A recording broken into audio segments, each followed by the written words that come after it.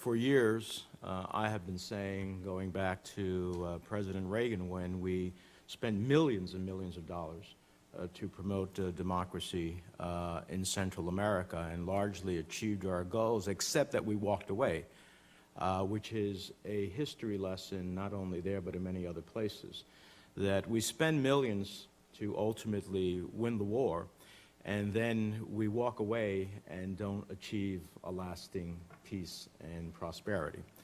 And that is in part what we saw in Central America.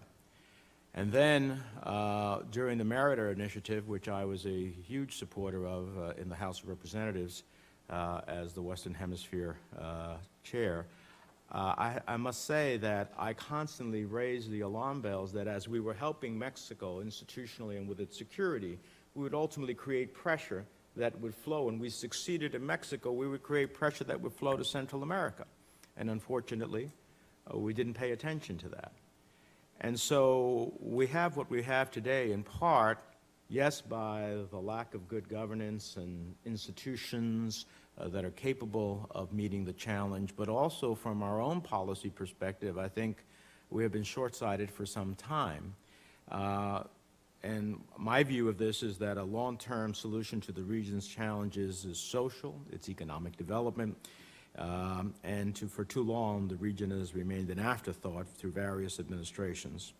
And this issue is as much a domestic issue as it is a foreign policy issue. And I say that because we hear about the pull factors that bring people to America, and there are certainly some of those, having elements of our economy that only it seems that others who are willing to work hard at these elements are willing to come and do those jobs. But there are clearly, particularly in this case in Central America, push factors, the violence that is taking place. I either stay or die, or I take my chance and flee to the north.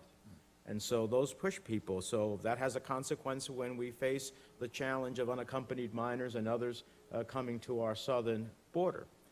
And then lastly, it's a national security question for us, because while it is creating tremendous havoc for the Central American countries, it's also creating the breeding grounds for transnational crime, with La Maras, the gangs, with narco-trafficking, and human smuggling, which I know the chairman is incredibly concerned about and is one of his passions.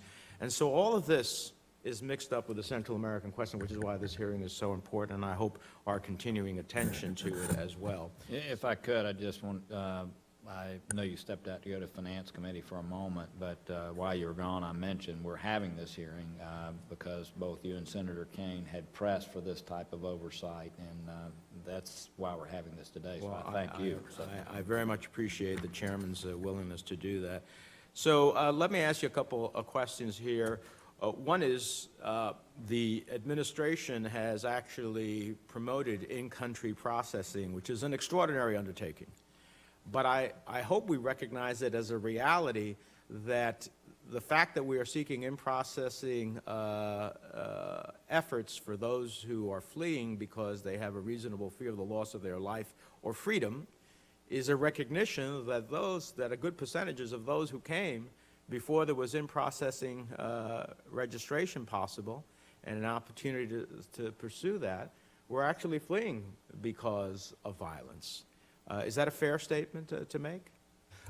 Violence is definitely one of the factors and conditions in the region. Okay. So the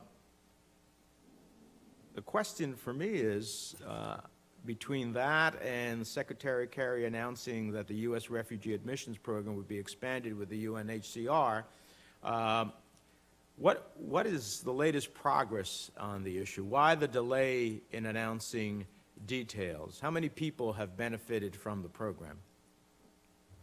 Thank you, Senator. The Central American Minors In-Country Processing Program is rapidly expanding the number of applicants it is taking and processing. And we knew in its initial year it would have a slower ramp-up period. But we think now it is more widely known and more people are taking advantage of it. With regard to the expansion of in-country processing in Central America, We've been working with the UNHCR, we've been working with NGO communities and with different governments in the region to figure out where and how best to establish that program. And we hope to come up in the next weeks to give you a more detailed Well, briefing. I'll tell you this, while we are all trying to, this is not a new issue. We had notice, we've had experience, and we are, in my perspective, lagging way behind. And so when the next surge comes, and inevitably it will come, despite all of our best efforts, I don't know how we're going to look at that and say that we are going to turn back people who clearly are at the risk of their lives. When a mother puts a child on that beast of the train and prays to God that that child will make it, it talks about the extraordinary circumstances they face. And so this in-processing process, if it's going to work, we've got to get it accelerated, and the details have to be clearly defined, because otherwise we will see another surge, and we will hear a chorus of voices, and we will spend more money than what we are spending on this program to detain people at the southern border and to ultimately send them back. So I hope that the State Department will accelerate their process here, because it seems that to some degree this is an aftermath of the thought.